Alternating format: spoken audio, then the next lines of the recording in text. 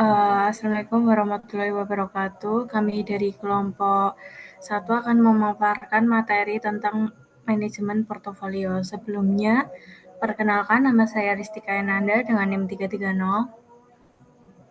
Saya Zikria Aulia dengan NIM 196.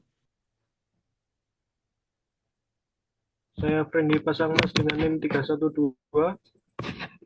Saya Bimo Febrian Kalisto dengan NIM 316. Saya Nina Dina Syarifah dengan NIM 328. Oke, yang pertama kita ke proses manajemen portofolio. Nah, itu adalah suatu proses yang dilakukan oleh investor untuk mengatur uangnya yang diinvestasikan dalam bentuk portofolio yang dibuat.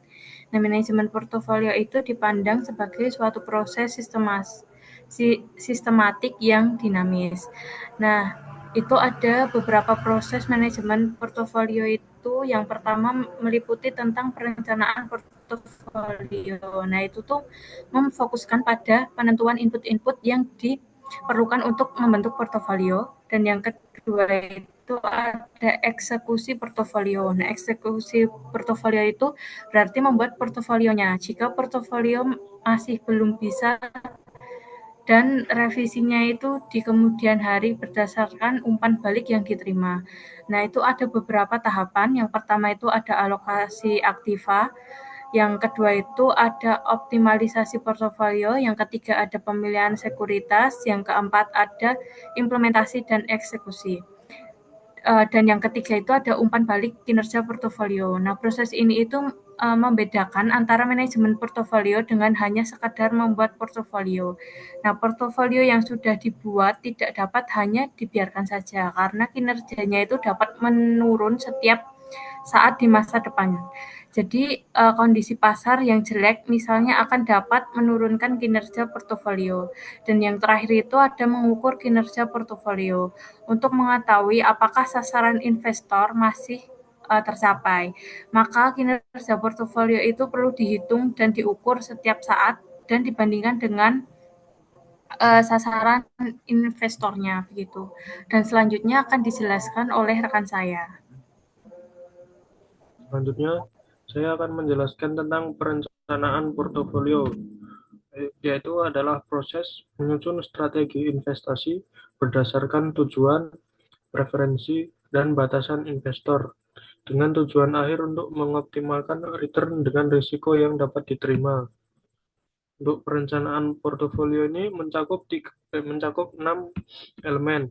Yang pertama yaitu sasaran-sasaran investasi investor. Jadi sasaran investasi ini merupakan tujuan akhir yang ingin dicapai investor melalui investasi mereka. Untuk contoh sasaran investasinya ada pertumbuhan modal, pendapatan tetap, likuiditas, dan perlindungan kekayaan dari inflasi. Yang kedua, ada preferensi risiko investor. Preferensi risiko mencerminkan toleransi atau kesiapan investor terhadap kemungkinan kerugian. Untuk kategorinya, yang pertama ada risk averse atau menghindari risiko. Yang kedua ada risk neutral atau netral risiko. Yang ketiga ada risk seeker atau pencari risiko. Untuk yang ketiga ada batasan-batasan investasi investor. Batasan investasi adalah kendala atau syarat yang harus diperhatikan dalam menyusun portofolio. Untuk batasan umumnya meliputi waktu investasi, misalnya 1 tahun, 5 tahun, atau 20 tahun. Yang kedua ada kebutuhan likuiditas, misal apakah investor butuh dana cepat.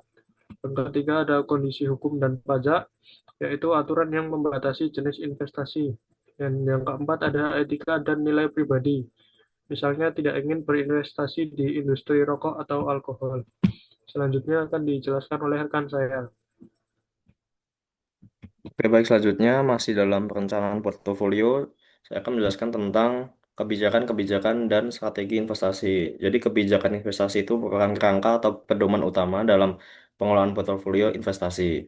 Jadi komponen-komponen kebijakan investasi itu meliputi tujuan investasi, profil risiko, horizon waktu investasi, terus kebijakan alokasi aset, terus yang terakhir ada batasan hukum dan etika.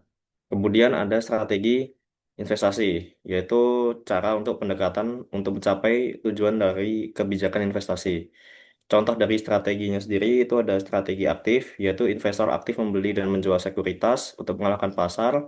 Terus yang kedua ada strategi pasif, yaitu mengikuti indeks pasar tanpa banyak aktivitas transaksi. Terus kemudian saya akan menjelaskan tentang pertimbangan-pertimbangan faktor makro. Jadi faktor-faktor makro ini mengaruhi kinerja pasar modal secara keseluruhan dan menjadi dasar dan dalam pengambilan keputusan investasi.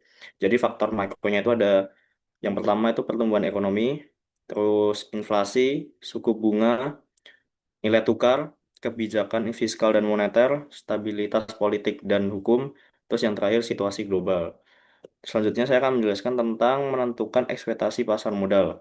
Nah, ekspektasi pasar modal ini yaitu bagaimana kondisi pasar modal akan berkembang di masa depan berdasarkan data dan analisis.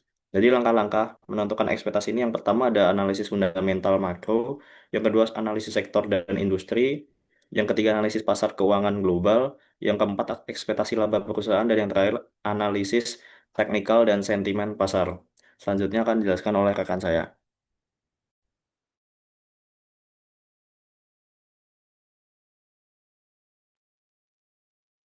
Baik, selanjutnya saya akan menjelaskan mengenai eksekusi portofolio. Jadi eksekusi portofolio ini mencakup seluruh proses implementasi strategi investasi, dimulai dari pemilihan aset, penentuan proporsi investasi, hingga optimisasi risiko dan imbal hasil. Nah, yang pertama ada alokasi aktiva.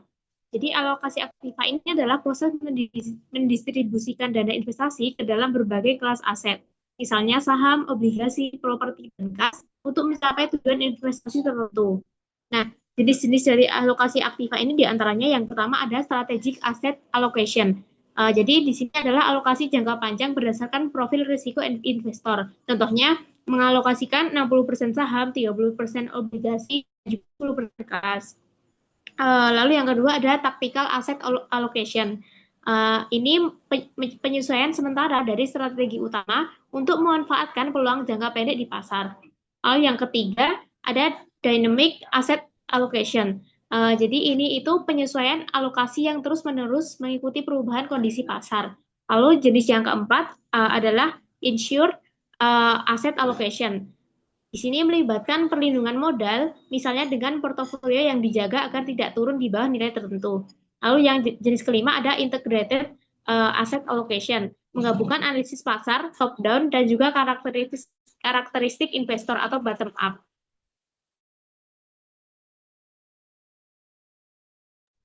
Nah, yang kedua ada optimisasi portofolio. Ini tujuannya mengalokasikan dana ke berbagai aset untuk memaksimalkan return pada tingkat risiko tertentu atau meminimalkan risiko untuk target return tertentu. Nah, optimisasi ini diantaranya bisa menggunakan model Markowitz. Dasar teorinya yaitu diversifikasi dapat mengurangi risiko total portofolio. Nah, pendekatannya ini pada input menggunakan return ekspektasian, varians masing-masing aset, dan juga covariance antar aset. Lalu pada outputnya menggunakan portofolio efisien. Lalu selanjutnya ada portofolio. Nah, portofolio efisien ini yaitu portofolio yang memiliki return tertinggi untuk tingkat risiko tertentu. Lalu di samping return yang tinggi, itu memiliki risiko terendah untuk tingkat return tertentu. Selanjutnya akan dijelaskan oleh teman saya. Selanjutnya yang ketiga itu ada implementasi dan eksekusi portofolio. Hasil dari optimisasi portofolio itu akan didapatkan kombinasi yang optimal dari sekuritas-sekuritas yang membentuk portofolio. Nah, kombinasi optimal ini itu menunjukkan macam-macam sekuritas yang harus dibeli atau dijual pendek atau sell beserta proporsinya masing-masing. Nah, setelah diketahui macam sekuritas dan proporsinya masing-masing, maka portofolio ini perlu diimplementasikan dan dieksekusi, yaitu membeli atau menjual pendek masing-masing sekuritas tersebut. Nah, topik yang terakhir itu ada umpan balik kinerja portofolio. Nah, umpan balik kinerja portofolio itu adalah proses pemantauan dan penyesuaian portofolio agar tetap optimal seiring perubahan kondisi pasar. Jika kinerja menurun akibat perubahan ekonomi, sosial, atau politik, maka perlu dilakukan rebalancing, yaitu penyesuaian alokasi aset. Proses ini itu mempertimbangkan biaya transaksi dan potensi kerugian jika tidak segera disesuaikan. Nah, rebalancing ini dilakukan saat tujuan portofolio tidak tercapai dan manfaat penyesuaian itu lebih besar dari biayanya. Sekian pemaparan dari kelompok kami, kurang lebihnya mohon maaf. Wassalamualaikum warahmatullahi wabarakatuh.